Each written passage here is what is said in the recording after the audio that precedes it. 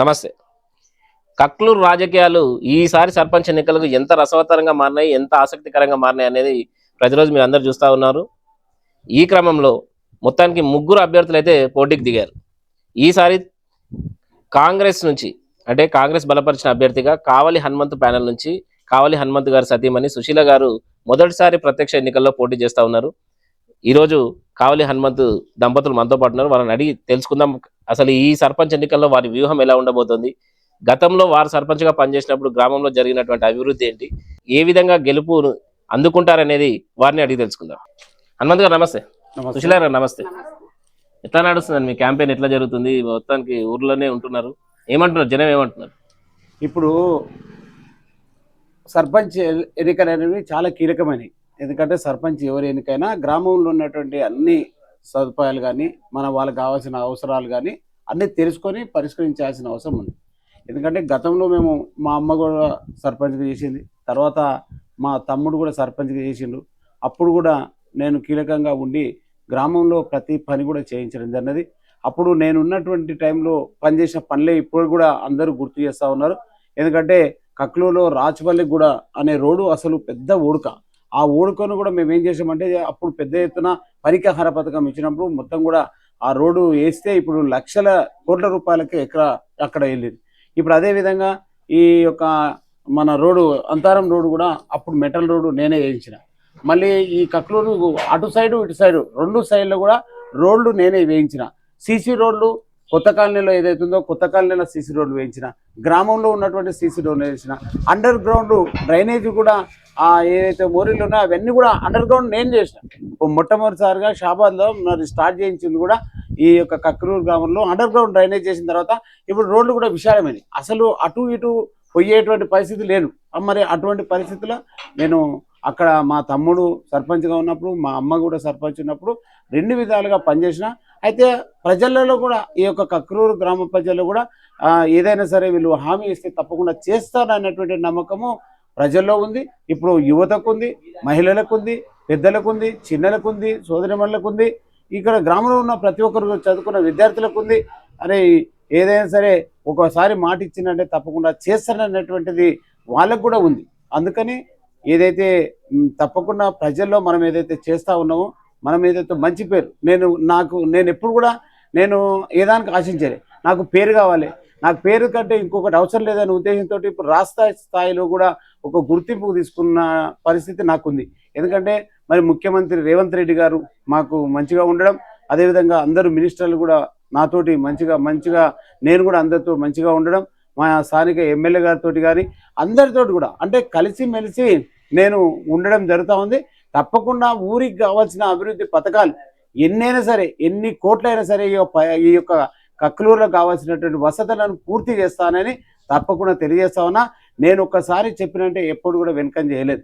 ఇప్పుడు మన దగ్గర గ్రామంలో ఉన్నటువంటి మన కాంగ్రెస్ ప్రభుత్వం వచ్చిన తర్వాత మరి రైతులకు రుణమాఫీ అయింది, రైతు బంధు వచ్చేసారు, అదేవిధంగా మహిళలకు బస్సులలో ఫ్రీగా ఇచ్చిండ్రు. అదే కాకుండా కరెంటు బిల్లు ఊళ్ళల్లో ఎంత సంతోషపడుతూ ఉన్నారంటే ఇంటి కరెంటు బిల్లు ఒక్కొక్కరు కట్టలేకపోతే కట్ చేసేవాళ్ళు. మరి కాంగ్రెస్ ప్రభుత్వం వచ్చినాక మరి ఈ యొక్క కరెంటు బిల్లు కూడా మరి మాఫీ చేయడం జరిగినది. మరి అదేవిధంగా మహిళలకు ఉచితంగా రుణాలు ఇస్తూ ఉన్నారు. వడ్డీ లేని రుణాలు అనేది అప్పుడు వైఎస్ రాజశేఖర రెడ్డి గారి పీరియడ్ ఉన్నది, మరి ఇప్పుడు ఇస్తూ ఉన్నారు. ఇల్లు లేని వారికి ఇల్లు ఇస్తూ ఉన్నది. అంటే కాంగ్రెస్ ప్రభుత్వము ఎన్ని అయితే మేనిఫెస్టోలు ఇచ్చిన హామీలు ఒక్కొక్కటిగా రేవంత్ రెడ్డి గారు పూర్తిగా నెరవేరుస్తూ ఉన్నారు. ఈ పరిస్థితుల్లో మర్చిపోయి కూడా వేరే పార్టీకి ఓటేయాల్సిన అవసరం లేదు. అభివృద్ధి నినాదంతోనే మీరు జనాలకు వెళ్తున్నారు అంటున్నారా? 100%, 200% అభివృద్ధి నినాదంతో నేను బయటికి ఈ యొక్క ప్రచారంలో రావడం జరుగుతూ ఉన్నది. తప్పకుండా ఈ అభివృద్ధిలో మేము నా వంతు చెప్పినామంటే మిగతా అభ్యర్థులు కూడా మేము కూడా అభివృద్ధి కోసమే పోటీ చేస్తున్నాం కదా అంటున్నారు. అంటే వాళ్ళకు మీకేంది? వాళ్ళకు వార్డు మెంబర్ చేసిన అనుభవం కూడా లేదు. ఇప్పుడు ఎవరైతే ప్రత్యర్థులు ఉన్నారో ఒక్క వార్డు మెంబర్ కూడా వాళ్ళకి ఎక్స్పీరియన్స్ లేదు. నేను అన్ని విధాలు 2 సార్లు మరి నేను ప్రత్యక్షంగా లేకపోయినా, ఎందుకు లేదంటే అప్పుడు 3 పిల్లలు ఉన్నారు, అవకాశం లేదు. ఇప్పుడు నాకు మొదటిసారి నేను ప్రత్యక్షంగా మరి బరిలోకి దిగడం జరుగుతూ ఉన్నది. అంటే వేరే వాళ్ళు ఉన్నప్పటికీ, మా ఇంటి వాళ్ళు ఉన్నప్పుడు కూడా మనం ఇచ్చే సలహా మేరకు అన్ని పనులు కూడా చేయడం జరిగింది. ఇప్పుడు ప్రత్యక్షంగా 3 పిల్లలకు గవర్నమెంట్ అవకాశం కల్పించింది. ఆ అవకాశంలో నాకు దాదాపు 30 సంవత్సరాలు నేను ఆగిన. అవును. అంటే పోటీ చేసే అవకాశం లేదు. లేదు. అంటే మనకు అన్ని విధాల అర్హతలు ఉన్నప్పటికీ కూడా, పోటీ చేసే అర్హత ఉన్నప్పటికీ కూడా అప్పుడు ఈ ముగ్గురు పిల్లలు ఏదైతే ఉందో దాంతోటి మనం పోటీ చేయలేకపోయినాం. కానీ ఈ ప్రభుత్వానికి కూడా కృతజ్ఞతలు తెలియజేస్తాను. ముగ్గురు పిల్లలు మరి ఆ యొక్క ఏదైతే సర్క్యులర్ ఉందో అది తీసేసి ఎంతమంది ఉన్నా పోటీ చేయొచ్చు అనే సర్క్యులర్ తీసుకొచ్చిన సందర్భంగా ఇప్పుడు నేను ఈరోజు పోటీలో దిగుతా ఉన్నా. తప్పకుండా ప్రజలు ఏది ఆశిస్తారో నేను వాళ్ళు ఆశించిన దానికంటే ఎక్కువ చేసేటువంటి సంకల్పం నాకుంది. అంటే కక్లూరు మీద మీకున్న విజన్ ఏంది? ఎందుకంటే కాంగ్రెస్ ఇప్పుడు అధికారంలో ఉంది.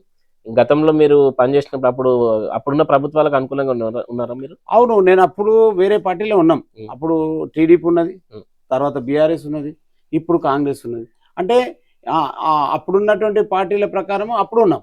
కానీ ఇప్పుడున్న పరిస్థితుల్లో రేవంత్ రెడ్డి గారి ధైర్య సాహసాలకు కూడా మేము కూడా మంచిగా ఆసక్తి తీసుకొని ఆ యొక్క పార్టీలో చేరడం జరిగింది. ఆ పార్టీలో చేరిన తర్వాత అనేకంగా కూడా నేను కూడా పేరు ఎందుకంటే పార్టీలో కూడా తిరుగుతా ఉన్నా కాబట్టి నేను అదేవిధంగా బీసీ జేఏసీ రాష్ట్ర కన్వీనర్గా ఉన్నా. ఈ విధంగా నేను ఏదైనా సరే ఎవరికైనా ఎస్సీ, బీసీ, మైనారిటీ, ఎస్సీలకు అందరూ కూడా నేను బీసీలకు ప్రతి ఒక్కరు కూడా పనిచేయడానికి నేను కులమతకు అతీతంగా పనిచేసిన. కాబట్టి నాకు ఆ యొక్క గౌరవం ఉంది. తప్పకుండా కక్లూరు ఎన్నికల్లో భారీ మెజార్టీతో గెలుస్తా. దీంట్లో ఎటువంటి సంశయం అయితే లేదు. అయితే మీ ప్రత్యర్థులు కొందరు వాట్సాప్ గ్రూపుల్లో కానీ మిగతా ఒక చర్చల్లో వచ్చినప్పుడు ఊర్లో ఉండేటోళ్ళకే చేయాలి, ఊర్లో అందుబాటులో ఉండేటోళ్ళకే చేయాలి అని అంటారు. దానికి ఏం చెప్తావు? అవును. అంటే ఊళ్ళోనే ఉంటాం. మన ఊరు కక్లూరు. నేను పుట్టింది ఇదే ఊరు. ఊర్లో ఉండకపోవడం ఏంది? ఏదైనా పదవి ఉందనుకో ఊర్లో ఉండాల్సిందే. పదవి లేదు. ఇప్పుడు పదవి లేదు. ఏదో ఒక పని చేయాలి. ఏదో ఒక దగ్గర పని చేస్తున్నాం. అంటే పదవి చేస్తున్నాం. ఆ పదవిలో ఎక్కడ పని చేస్తున్నాం? ఇక్కడ నాకు సర్పంచ్ ఇచ్చిన తర్వాత తప్పకుండా ఒక బాధ్యతగా నేను తప్పకుండా ఈయనే ఉంటా, పని చేస్తా. దాంట్లో సమస్యనే లేదు. ఏదో వాళ్ళు ఏంటంటే ఏదో ఒకటి చెప్పి సాకు చూపెట్టే ప్రయత్నం చేస్తున్నారు తప్ప దాంట్లో వాళ్ళు చెప్పిన దాంట్లో లేదు. నేను గతంలో పనిచేసిన, గతంలో మొన్న సర్పంచ్ ఉన్నోళ్ళు ఊళ్ళో లేరు, వాళ్ళు లేరు, అవతలోళ్ళు లేరు, ఎప్పుడు లేరు. నేను ఉన్నా. అప్పుడు మా తమ్ముడు సర్పంచ్ చేసినప్పుడు నేను ఈయనే ఉన్నా, మా అమ్మ సర్పంచ్ చేసినప్పుడు ఈయనే ఉన్నా. ఏదో అబండాలు సృష్టిస్తున్నారు కానీ దాంట్లో ఎలాంటి వాస్తవం లేదు. ప్రజలందరికీ కూడా తెలుసు. ఇక్కడ కక్లూరు గ్రామంలో ఎవరిని కదిలించిన హనుమంతు మంచోడు కాడు అని చెప్తే నేను రాజకీయాల నుంచి వైదొలుగుతా. అంత స్వచ్ఛందంగా నేను పనిచేసిన. నీతిగా, నిజాయితీవంతంగా ఎవరి దగ్గర ఒక రూపాయి తీసుకోకుండా నాకు సేవ చేయడమే నా అదృష్టంగా భావిస్తా. నాకు పేరు కోసమే నేను పనిచేస్తా కానీ ఎప్పుడు కూడా పైసల గురించి కూడా ఎప్పుడు ఆలోచన చేయలేదు. ఎప్పుడు కూడా నేను నా పైన ఎటువంటి ఆరోపణలు లేవు. ఇది వాస్తవము. ఎవరైనా సిద్ధంగా ఉన్నారు నేను ఏదైనా చేసినని ఆరోపణలకు ఎవరైనా చేస్తే నా ముందర మీ మీడియా ద్వారానే నేను నిరూపించుకుంటా. సుశీల గారు, మీది పొలిటికల్ ఫ్యామిలీ అయినప్పటికీ మీరు ఎప్పుడు ప్రత్యక్షంగా రాజకీయాలకు దిగలేదు. తొలిసారి సర్పంచ్గా చేస్తూ ఉన్నారు. మీకు రాజకీయంగా అనుభవం ఉందా, లేక అంటే దీన్ని ఇప్పుడు ఎట్లా నెట్టుకొస్తారు? ఉన్నది. ఎందుకంటే మా సారు 30 ఏళ్ళ నుంచి ఉన్నాడు. ఒక మగవాళ్ళ ఎంబడి ఆడవాళ్ళు ఉంటారని ఒకటి ఉన్నది కదా, అట్లా నేనున్నా. కాకపోతే మా మరిది కూడా ఉన్నాడు, మా అత్తమ్మ ఫస్ట్ ఉన్నది, నేను ఎంబడే మొత్తము రాజకీయంలో తిరగడం. ఊళ్ళో అందరికి తెలుసు. ఊళ్ళో కూడా నేను మొత్తం తిరిగినా ఎవరు ఎసంటలో అందరు తెలుసు. కాకపోతే ఇప్పుడు ప్రజలు కూడా నన్ను అభిమానిస్తుండ్రు. అయితే నేను గెలుస్తానే అని అనుకుంటున్నా. ఎట్లయినా గెలుస్తా. గెలిచిన తర్వాత మా ఊరిని చాలా అద్దంలాగా తీర్చిదిద్దాలని అనుకుంటున్నా. మా సార్కి ఏంటంటే ఊరు మీద చాలా అభిమానము. చాలా అంటే చాలా. మాకు మంచి అవకాశం కూడా ఉన్నది. మాకు పరిగి ఎమ్మెల్యే కూడా మాకు మంచి చైర్మన్ పదవి కూడా ఇస్తాన్ని తీసుకున్నాడు. కాకపోతే నా ఊరు కావాలని, నా ఊరిని ఒక అద్దంలాగా తీర్చిదిద్దాలని చెప్పేసి ఇక్కడ నిలబడుతున్నాము. అందులో మా రెండో పాప కూడా డాక్టర్. మా పాపతో కూడా ఊరికి ఒక సేవలాగా చేపిద్దామని అనుకుంటున్నాం. మా పిల్లలతో కూడా మా కక్లూరు గ్రామ ప్రజలు కూడా చాలా అభిమానంతో ఉన్నారు. వేస్తామని కూడా అంటున్నారు. మేము అదే విధంగా ఉన్నాం ఇప్పటికైతే. అయితే జనాలు ఇంతకుముందు మా సారు మీరు ఊళ్ళో ఉంటారు అది ఇది అని అంటున్నారు కదా, అంటున్నారు కదా. మా పదవి ఉన్నప్పుడు మేము ఇక్కడనే ఉంటాం. మా ఊరు కదా, మాకు మంచి పదవి వదిలిపెట్టి మేము వస్తున్నామని అంటే అనుకోవాలి వాళ్ళు. మాకు మంచి ఏంది అక్కడ చైర్మన్ పదవికి ఏంది, సర్పంచ్కి ఏంది. అందుకనే మేము నిలబడాలనుకుంటున్నాము, నిలబడతాము, గెలుస్తాము. నా ఊరిని చాలా అద్దంలాగా తీర్చిదిద్దాలి, మా పేరు స్థిరస్థాయిగా నిలబడాలని అనుకుంటున్నాను. అంటే మీరు ఇప్పుడు ముగ్గురు పోటీలో ఉంటే అందులో 2 పురుషులు ఉన్నారు, మీరు ఒక్కరే మహిళగా ఉన్నారు. ఆ, ఇప్పుడు మీరు జనాలకు ప్రచారానికి వెళ్ళినప్పుడు మహిళలు ఎట్లా రిసీవ్ అలా చేసుకుంటారు? చాలా బాగా చేసుకుంటున్నాం. ఉమ్. ఎందుకంటే మా అత్తమ్మ మా మరిది వీళ్ళ ఉన్నప్పుడు మేము ఇక్కడనే కదా వచ్చేది. అవును. చాలా బాగా చూస్తుండ్రు, ఉమ్. అట్లేం లేదు. మహిళలకు మీరు ఇప్పుడు కాంగ్రెస్ మహిళల కోసం ఆ, చేసిన అయితే పథకాలను కూడా చెప్తున్నా వాళ్ళకి ఉన్నారు. చెప్తున్నా, మనది కాంగ్రెస్ పైన ఉంది, అవును. గవర్నమెంట్ ఉంది. ఉమ్. మనము అడగంగానే వాళ్ళు ఇస్తారు ఉమ్. ఏదైనా అని చెప్తున్నాము. మా పాపతో కూడా సేవ చేపిస్తాను, మా పాప కూడా చెప్తున్నది. ఇంకా సేవలు కూడా మేము చేస్తాము. మా గ్రామంలో అద్దంలాగా తీర్చిదిద్దాలని అనుకుంటున్నాను నేనైతే. ఓకే. సుశీల గారు, మీరు ప్రచారం చేస్తా ఉన్నారు కొన్ని రోజులుగా, అంటే మీకు మీ దృష్టికి వచ్చిన సమస్యలు ఏంది, జనం ఏం చెప్తా ఉన్నారు? జనం ఏం చెప్తుండ్రంటే మన ఊరికి బస్సులు కావాలని అంటుండ్రు. ఉమ్. బస్సులు వేస్తా, నేను వేపిస్తా. కాకపోతే వాళ్ళు మాకు ఇండ్లు కావాలి, ఇండ్లు లేవని కూడా చూపిస్తుండ్రు. ఇండ్లు కూడా చూపిస్తా. మా పాపతో కూడా వాళ్ళకు మంచిగా ఏంటంటే హెల్త్ పరంగా ఉమ్. కూడా చూపిస్తా అని చెప్తున్నా. గెలిచిన తర్వాత అందరూ అభిమానంతో ఉన్నారు, ఎట్లయినా గెలుస్తా. అయితే హెల్త్ పరంగా కూడా 1 మంత్కి ఒక్కసారి అట్లా డిసైడ్ చేసి మా పాపను కూడా పిలిపిస్తా. మిగతా మా పాపలు కూడా నాకు అందరూ అండగా ఉండ్రు, మా సార్ అండగా ఉండ్రు, మా మరుదులు చాలా అండగా ఉండ్రు. వాళ్ళందరూ అభిమానంతో నేను గెలుస్తా, నా ఊరిని బాగా తీర్చిదిద్దాలని చాలా ఆలోచనగా ఉంది నాకు. నేను 2 ఇయర్స్లలో మన గవర్నమెంట్ ఉన్నంతలో నేను మంచిగా చేయాలని అనుకుంటున్నా. నా పేరు స్థిరస్థాయిగా నిలబడాలని అనుకుంటున్నా. అంటే హనుమంత్ గారు, మీరు వికారాబాద్ జిల్లాలో డిసిసి స్థాయిలో ఉన్నారు, అదేవిధంగా ఆర్టీసీ యూనియన్లో పెద్ద స్థాయిలో ఉన్నారు. అంటే మీకున్న పరిచయాలు అవన్నీ కక్లూరుకి ఎట్లా హెల్ప్ అవుతాయి? ఇప్పుడు మీరు అడిగింది చాలా మంచి క్వశ్చన్. ఎందుకంటే నాకు ఆ స్థాయిలో ఉన్నప్పుడు కూడా నా గ్రామానికి ఏదో ఒకటి చేయాలనే సంకల్పం, నాకు దృఢ సంకల్పం ఉంది. ఎవ్వరు కూడా మర్చిపోదు. ఆ విధంగా వాళ్ళందరూ కూడా నాకు సహకరిస్తారు. ఎందుకంటే ముఖ్యమంత్రి గారి జిల్లాలోనే నేను మన ప్రధాన కార్యదర్శిగా పనిచేస్తా ఉన్నా. అదేవిధంగా రాష్ట్ర స్థాయిలో కూడా ఆర్టీసీలో నేను స్టేట్ జనరల్ సెక్రటరీ. అదేవిధంగా బీసీలలో కూడా బీసీ రాష్ట్ర స్థాయిలో నేను రాష్ట్ర కన్వీనరు. వాస్తవంగా ఈ పదవి ఉంటే నన్ను అన్నిటిని ఉపయోగించుకొని ఎన్నైనా చేయొచ్చు ఈ యొక్క గ్రామంలో అనేటువంటి సంకల్పం నాకుంది. ఆ మంచితనం కూడా నాకుంది. నేను పోతే ఏ మినిస్టరు నాకు ఏది కాదనలేరు. కాబట్టి గ్రామంలో ఉన్నటువంటి అన్ని కులాల వారికి వాళ్ళ విద్యార్థులు కావలసినటువంటి సదుపాయాలు కానీ, లేకపోతే హిందువులకు కావాల్సిన ఏవైతే దేవాలయానికి సంబంధించిన కానీ, ఇప్పుడు నేను ప్రతి సంవత్సరము ఇక్కడ నేను సీతారాముల కళ్యాణం చేస్తా. ఇప్పుడు ఎవరైనా బయట వాళ్ళకి ఏ విధంగా ఉంటుంది, ప్రతి సంవత్సరము సీతారాముల కళ్యాణము 1000 మందితోటి నేను ఒక్కనే చేస్తా. నేను ఎవరిని రూపాయి అడగను, నేను ఎవరిని ఆశించాను. నాకు కావాల్సింది నా గ్రామము, నేను ఏదో ఒకటి చేయాలి అనే ఉద్దేశంతో ఒక 15 ఏళ్ళ నుంచి నేను ఈ యొక్క సీతారాముల కళ్యాణం చేస్తున్నా. అంటే వేరే వాళ్ళు ఏదో దుష్ప్రచారం చేస్తారు తప్ప దీంట్లో వాస్తవం లేదు. నేను మాత్రము సంకల్పం నాకు గట్టిది. నేను ఎవరికి భయపడేటువంటి వ్యక్తిని గాను, నేనేం చేయాలనుకుంటా చేసి తీరుతా. నాకు కాంగ్రెస్ ప్రభుత్వం అండదండలు ఉన్నాయి. నాకు ముఖ్యమంత్రి గారితో మంచిగా నాకు ఆశీర్వాదం ఉంది. మరి ఈ యొక్క స్థానిక ఎమ్మెల్యే గారు, అదేవిధంగా భీంభరత్ గారు నాకు పూర్తిగా సహకరిస్తారు. నాకు ఈ యొక్క కాన్స్టిట్యున్సీలో కూడా, ఈ యొక్క చెవెళ్ళ కాన్స్టిట్యున్సీలో కూడా ఈ యొక్క కక్లూరును కక్లూరు అంటే మొత్తము కాన్స్టిట్యున్సీ గుర్తుపట్టే విధంగా నేను చేస్తా. అది నేను నిరూపిస్తాను. ఎలక్షన్ నోటిఫికేషన్ వచ్చిన తర్వాత మొదట్లో మీరు లేరు, అంటే అసలు మీరు పోటీ చేస్తారని ఎవరు ఊహించలేదు. వాస్తవానికి సడన్ గా మీరు దిగిన తర్వాత మొత్తం పొలిటికల్ ఈక్వేషన్స్ అన్ని మారిపోయినాయి. ఏంది దానికి మ్యాజిక్ ఏమన్నా ఉందా? అంటే మ్యాజిక్ ఏం లేదు.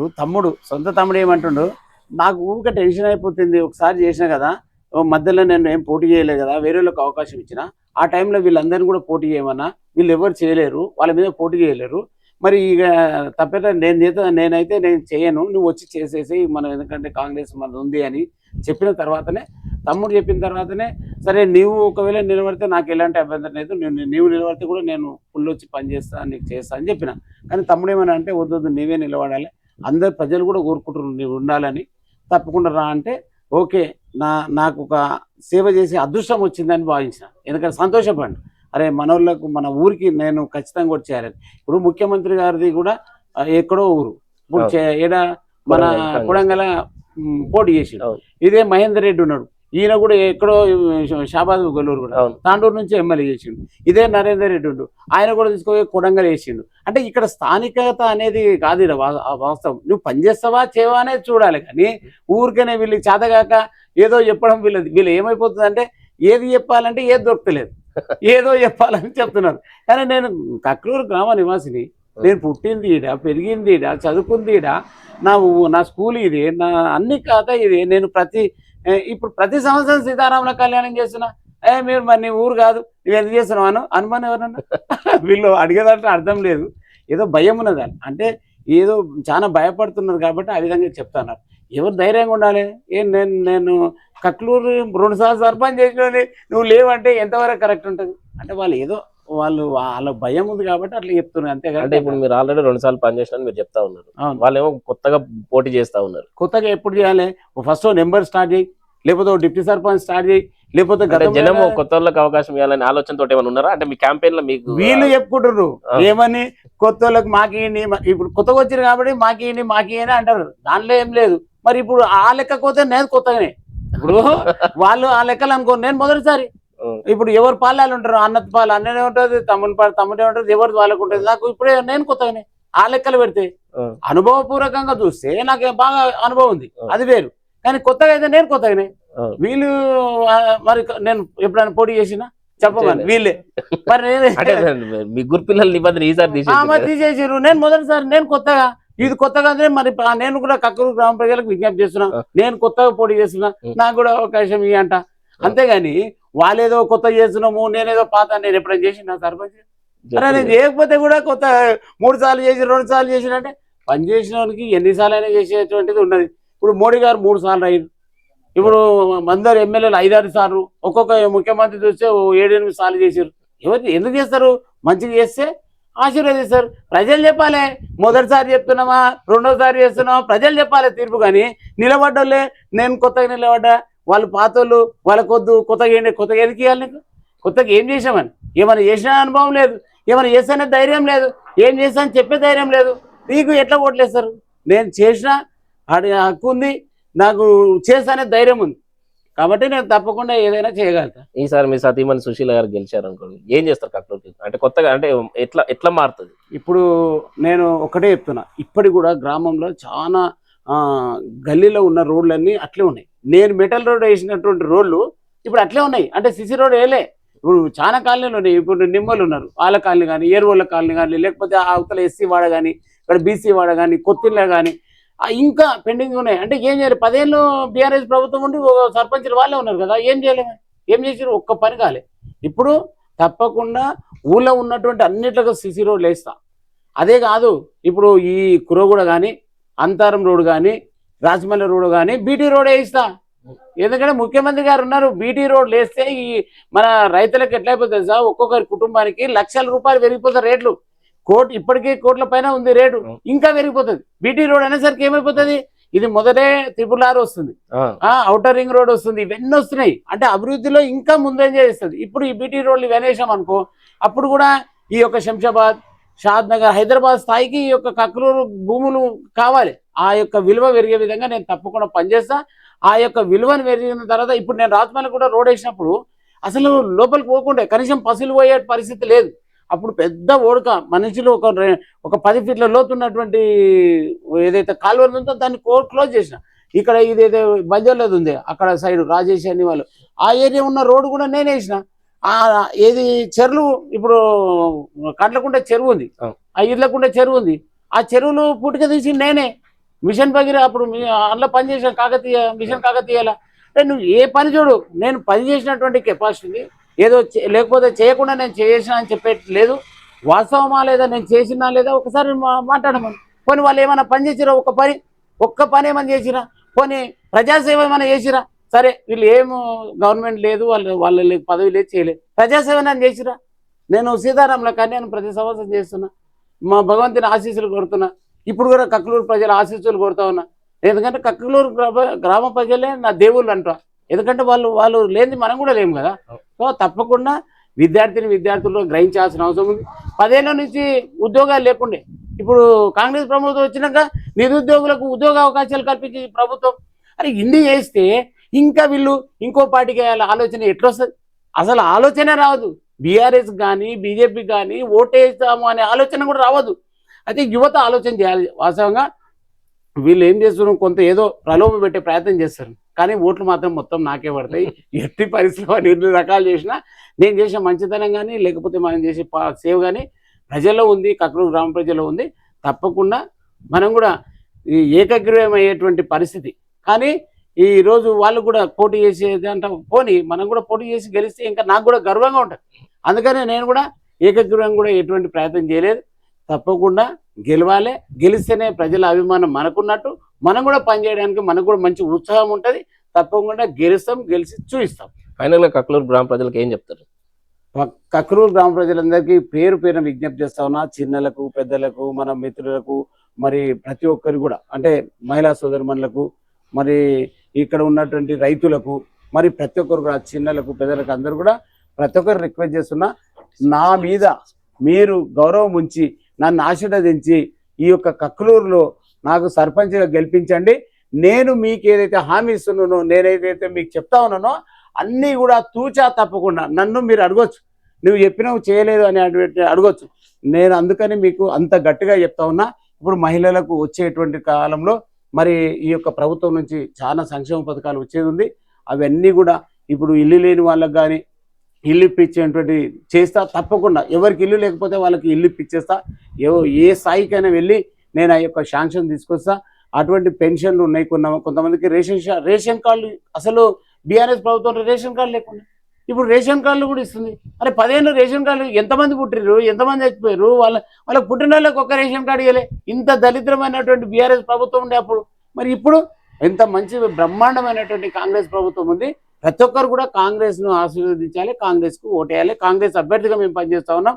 మాది గుర్తు కూడా కత్తెర గుర్తుకు ఓటేసి మమ్మల్ని గెలిపించాలని సందర్భంగా ప్రతి ఒక్కరి కక్లూరులో ఉన్నటువంటి ప్రతి యువతను, ప్రతి ఒక్కరిని, విద్యార్థులకు, నిరుద్యోగులకు, కార్మికులకు, కర్షకులకు, రైతులకు, మహిళలకు ప్రతి ఒక్కరికి విజ్ఞప్తి చేస్తా ఉన్నాం. కావాలి సుశీల హనుమంతు బుద్ధిరాజు. నేను నా గుర్తు కత్తెర గుర్తు. కక్లూరు గ్రామ ప్రజలు అందరూ కలిసి ఆశీస్సులతోటి నన్ను భారీ మెజార్టీతోటి గెలిపించాలని కోరుకుంటున్నాను. ఇది ఓవరాల్గా కక్లూరు గ్రామంలో పోటీ చేస్తున్నటువంటి కావలి సుశీల హనుమంత్ ముదిరాజ్ గారి యొక్క మనోగతం. మరి చూద్దాం కక్లూరు ఎవరి వైపు నిలబడుతుంది. ఆయన చెప్తున్నట్టు వారికే గెలుపు అందిస్తుందా, లేక కొత్త వారికి ఏమైనా అవకాశం ఇస్తుందా? అంటే కొత్త వారికి కూడా నేను కూడా కొత్తనే అని చెప్తున్నారు. మరి చూద్దాం కక్లూరు తీర్పు ఎట్లా ఉంటుంది అనేది ఈ నెల 14తో తేలిపోతుంది. నమస్కారం.